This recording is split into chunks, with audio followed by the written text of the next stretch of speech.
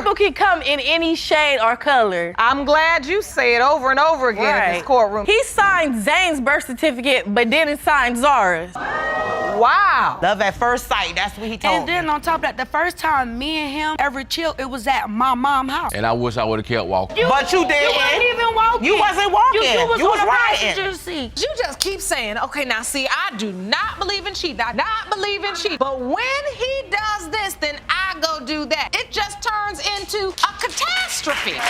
Oh boy, here we go. Ms. Thompson emotionally recounts how Mr. Smithby abandoned her and their children, leading her to drop out of nursing school. She emphasizes the hardship of struggling as a single mother while seeking justice and support through paternity tests. And just when you thought it couldn't get more intense, You claim Mr. Smithbay abandoned you and your children, forcing you to drop out of nursing school and leaving you to struggle as a single mother. You've come to court seeking paternity tests for both of your children, Legend and Radiance. grab your popcorn. This is getting good. Ms. Thompson explains the importance of the DNA tests, highlighting her children's right to a father and her desire to alleviate her struggles. This moment underscores the emotional and practical stakes involved in the paternity tests. Keep your eyes peeled. The drama unfolds further. Because my kids deserve a father. Not only that, I'm tired of struggling with my kids. I need help so I could finish school, so I could take care of us better. Why don't you help out at all, Mr. Smithbay? I actually do, Your Honor. We were never really in a relationship, and I do take care of them. I do what I can for the children, you know, food. So you say it wasn't a relationship? No, it wasn't. Did he really just say that? Mr. Smithby admits that their connection was merely sexual, revealing a fundamental disagreement about the nature of their relationship. This revelation adds complexity to the narrative. Strap in, folks, with the responsibilities of parenthood they are discussing. Just wait until you hear what comes next. It's just a sexual relationship, basically. And so it was just sex, and that's enough to make 2 children. And the children are just gorgeous. Ooh-wee. So when you see your children, that affects you. What do you feel as a mom? I'm hurt, not only for my kids, but for me. Like, he's saying we was never together, but he was living with me in my home. His clothes was there, he had it to my house. Things are heating up. The specifics of their eldest child, Legend's conception, are detailed, pinning down exact dates that tie Mr. Smithby to potential paternity. This is a pivotal moment as it ties specific actions to the legal outcomes being sought. You won't believe what's up next. Let's start with Legend. Legend is 2 years old. Yes, Your Honor. Take me back to the circumstance surrounding Legend's conception. We had sex, which was May of 2013, the 11th and the 12th. Both of those nights we had sex. And my son was supposed to conceive on May the 12th. There's no doubt in my mind that Mr. Smithbay isn't the father. Do you remember having sex with her on those days? I do remember having sex at that time, but at the same time, she tried to hide the whole situation. This just keeps getting better. The discussion becomes more intense as accusations of deceit and denial are exchanged, with both parties painting a picture of a complex and tumultuous personal history that affects their children. The next moment is a doozy, so stay tuned. Explain, you said she tried to hide it. Yes, like No, he was hiding me because he had a friend at the time that had a baby in between my 2 kids. So I wasn't hiding him, he was hiding me. She told me not to come around while she was pregnant. I couldn't see her. I couldn't see her while she was pregnant, so that's why Legend wasn't mine. Like, I would call and text, ask, can I see her? Do you need anything? He Can I knew come where I over? stayed And at. that's not Also true. popped up to my house several times while I was pregnant with Legend. That's not true, Your Honor. Are you ready for the grand reveal? The climax of the episode occurs as the paternity test results are revealed. Mr. Smithbay, you are his father. In the case of Thompson versus Smithbay, it has been determined by this court. Mr. Smithbay, you are the father.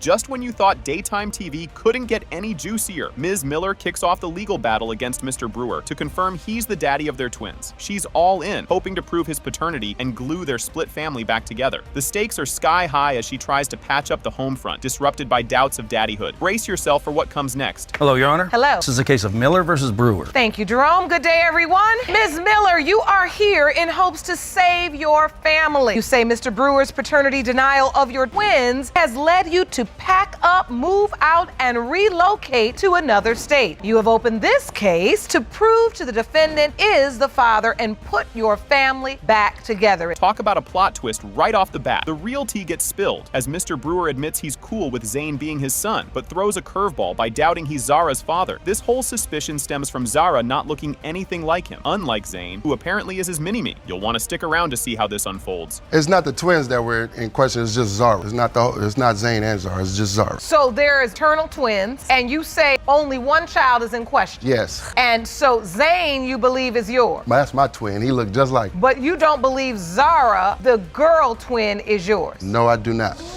Here's where it gets spicy. Mr. Brewer dishes out his doubts about Zara, linking his suspicions to Ms. Miller's sketchy past and their rocky love saga. He's totally not seeing any family resemblance with Zara, which just adds fuel to his paternity paranoia. Just wait until you see what's up next. This doubt is eating away at you. Yeah. Because you really don't feel like Zara's your biological child. No, I don't, Your Honor. Partially because Raquel, her shady actions is like, well, we met on a cruise and then, you know, we got together. I thought I'm like, oh, she's fine and everything. We got together. And I didn't talk to him first. I gave him the wrong number. Well, we talked. Oh, well, how did you find her if you gave him the wrong number? He stalked me and he found me.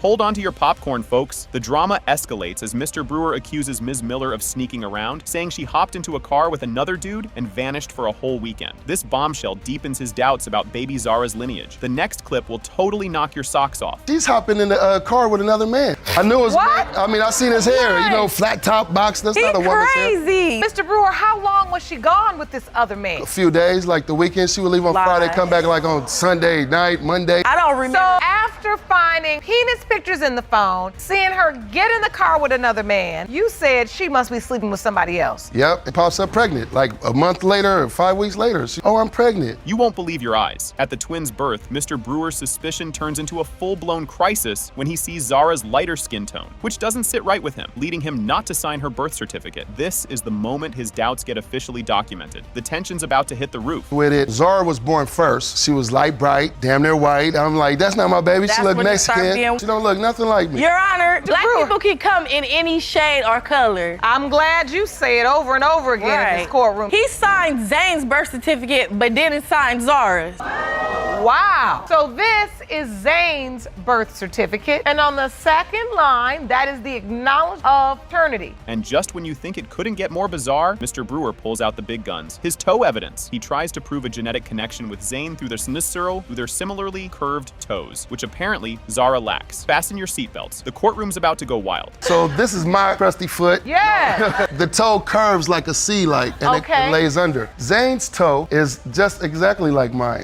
It kind of, it's not as crusty, but it curves under like that, Thank you, Lord. And then Zara's toe, as you can see, goes straight up. That's how I feel, Your Honor. Zara's feet looked exactly like mine, like short, stubby ones. So she looked like me. He looked like him. She looked like me. Get ready for the roller coaster. The DNA results are in. It has been determined by this court. Mr. Brewer, you are the father. Brace yourself for this roller coaster ride. The episode kicks off with the introduction of the case, Hillman versus O'Neill. Ms. Hillman, alongside her mother, steps up to claim that Mr. O'Neill is the father of her 13-month-old son, DeMarcus, and she's pushing for a DNA test to prove it once and for all. Mr. O'Neill, on the other hand, is steadfast in his belief that he's not the dad. Just wait until you see what happens next. This is the case of Hillman versus O'Neill. Thank you, Jerome. Good day, everyone. Ms. Hillman, you and your mother are appearing today because you claim the defendant got you pregnant and has since refused to do anything for your 13-month-old son, DeMarcus. You've petitioned the court for a DNA test to prove that he is DeMarcus's father. Buckle up. This next part is a doozy. Ms. Hillman lays out the lack of connection between Mr. O'Neill and DeMarcus, highlighting how Mr. O'Neill neither financially nor emotionally supports the toddler. She paints a picture of a child reaching out to a father who just doesn't seem to care, setting the stage for a heart-tugging testimony. You'll want to stick around because the tension just keeps building. Ms. Hillman, what type of relationship does Mr. O'Neill have with your son? Well, Your Honor, he don't do nothing for him. They don't have no relationship together. Like when I hold him, Your Honor, and my baby go to reach for him, he ignore him. Does he provide for the baby financially? No, he don't do nothing. My mom and the baby's godmother is the one that actually helps me with everything. Here's where it gets spicy. Mr. O'Neill admits he's been MIA in DeMarcus's life, justifying his detachment with serious doubts about being the father. He recounts a past misadventure of fathering a child that wasn't his, which has left him wary this time around. Just when you think it's calmed down, the courtroom drama intensifies. Mr. O'Neill, haven't done anything for the baby. I got my doubts. I ain't doing nothing for the baby. So you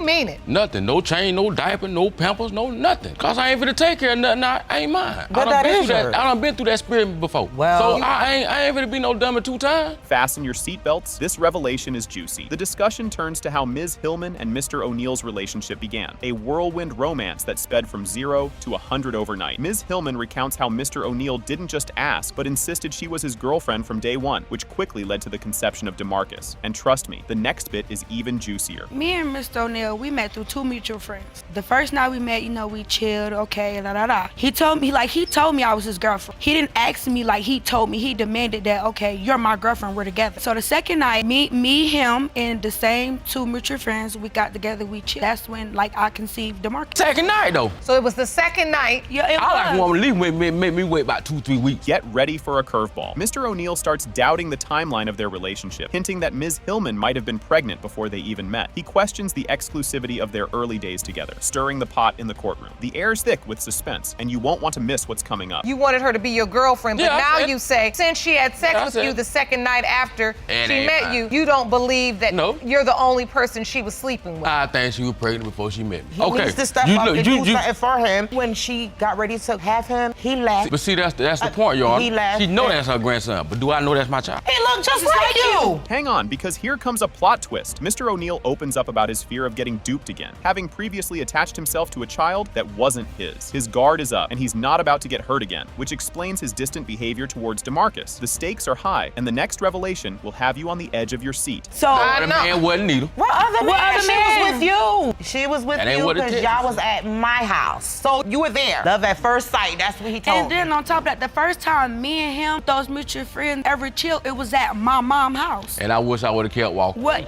But you did. You wasn't even walking. You wasn't walking. You was You on was the riding. passenger seat. You thought that was surprising? Wait for this. As Mr. O'Neill wrestles with his role as DeMarcus's father, a chance encounter in the park leads him to confront the possibility that he might actually be the dad. A stranger's innocent question triggers a cascade of doubt and denial. Keep watching. The climax is just around the corner. I've been trying for 5 years to try and make a child. All of a sudden, when I get with her, pops up 3-4 weeks, 6 weeks, it don't matter. Oh, you pregnant? Why the other women didn't pop up pregnant? Well, maybe they wasn't fertile. Or maybe you weren't trying hard enough. Said you caught her with her ex and you Yeah. saw text messages? No, he didn't. He lied. What did you see? How you doing? What you doing tonight? Oh, nothing.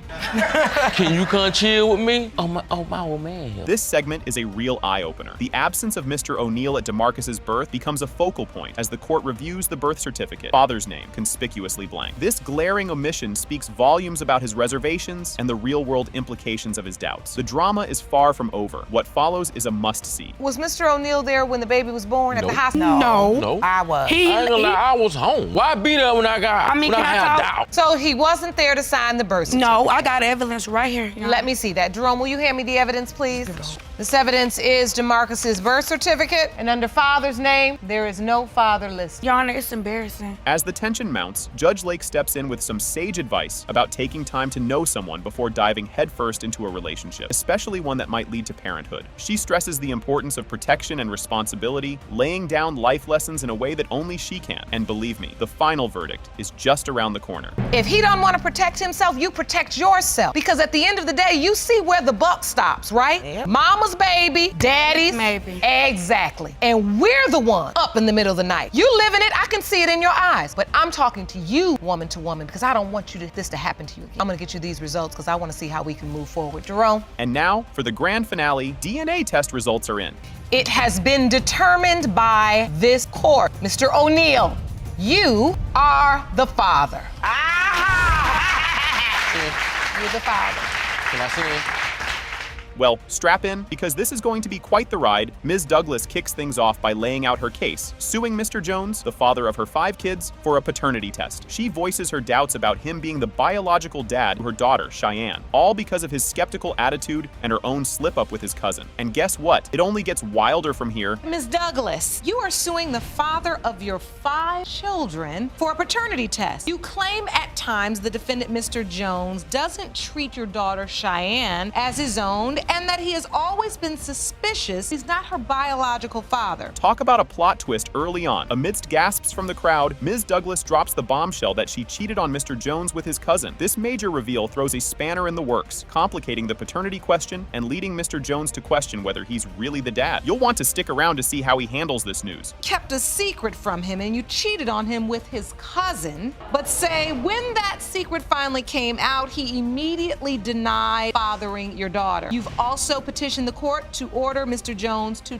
parenting classes. Brace yourself, the drama amps up. As Mr. Jones lays bare his frustration and mistrust towards Ms. Douglas, the atmosphere thickens. He's adamant about getting a DNA test to clear up his doubts about Cheyenne's paternity, highlighting just how fractured their relationship has become. And it's only heating up. Keep watching. You say you wanted to be a family man and worked 2 jobs to support your kid with Ms. Douglas's lies and infidelity. You claim you have every reason to doubt you are Cheyenne's father. You are seeking a definitive answer when today's DNA result revealed. Now, Ms. Douglas, you admit to cheating. Do you believe the defendant has reason to doubt paternity of Cheyenne? Yes, Your Honor, I do, because I did make a mistake. I slept with his cousin and the condom had broke. Take a breather with this backstory. We take a little detour into the past as Ms. Douglas reminisces about how she first met Mr. Jones and his cousin at a party in her building. This trip down memory lane sheds some light on the tangled web of their relationship and ongoing unfaithfulness. But don't relax just yet. The next revelation is a doozy. It got good. I met Tyrone actually at a party that happened downstairs in my building. I met him and his cousin. Me and Tyrone got together the first night we watched movies. Next night we did have sex, but we weren't together. We just had sex, and after that he went back to his other baby's mom. And then I met his cousin, and I slept with his cousin, but we weren't together. So yeah, I slept with his cousin, but after that I found out I was pregnant. I called him and I told him I was, so I'm like, okay, I just never brought it back to his attention because I had 3 other kids I took care of by myself anyway. The emotions are raw and real here. When Mr. Jones discusses the bombshell pregnancy news from Ms. Douglas, his uncertainty about being the father is palpable. His hesitancy about stepping up as a dad adds another layer of tension to their already dramatic saga. And trust me, the next part adds even more spice to the mix. But she basically just denied doing it up until the point that's the reason we here now. What did you feel, Mr. Jones, when you heard Douglas say, I'm pregnant and it's yours? I wasn't too sure about it when she told me, but I'm like, okay, when she did tell me, I'm like, okay, I'm gonna step up and do what I gotta do. So you did try to support her through this? Yeah, I actually did.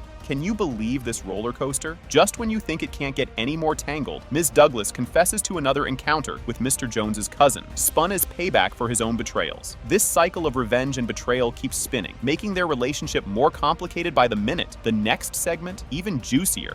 He did not care at all. Did you care? I mean, I cared, but it was just to the point to where when I met her, who was actually incarcerated at the time, but she was also messing around with another guy who wasn't the father of the child she was pregnant with. Was it any part of you that was excited?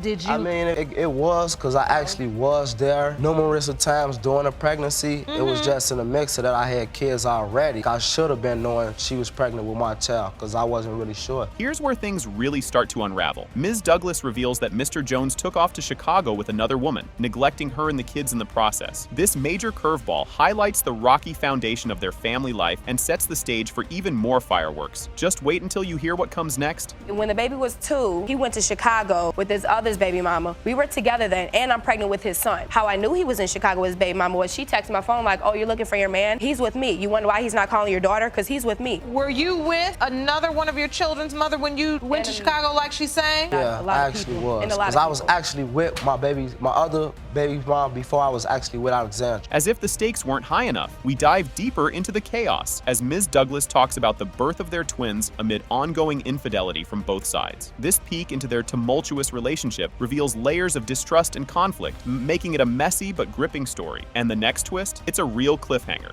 I just had my twins 7 months ago. He's still talking to women. I don't never talk to anybody first. After I find out he cheats on me, that's when I do it. But I really do want to be with him. You just keep saying, okay, now see, I do not believe in cheating. I not believe in cheating. But when he does this, then I go do that. It just turns into a catastrophe.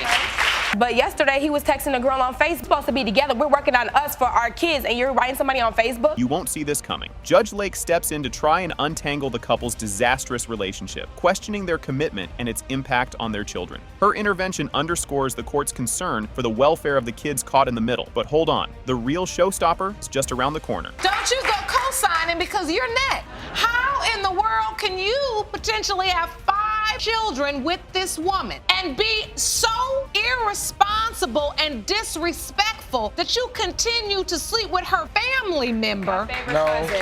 My favorite cousin. nowadays. The day she laid down with your supposed father of your children, she's no longer your favorite cousin. Let me give you that. Here's the big reveal everyone's been waiting for. The climactic moment of the episode unfolds as the DNA results are disclosed. When it comes to 4-year-old Cheyenne, Mr. Jones, you are not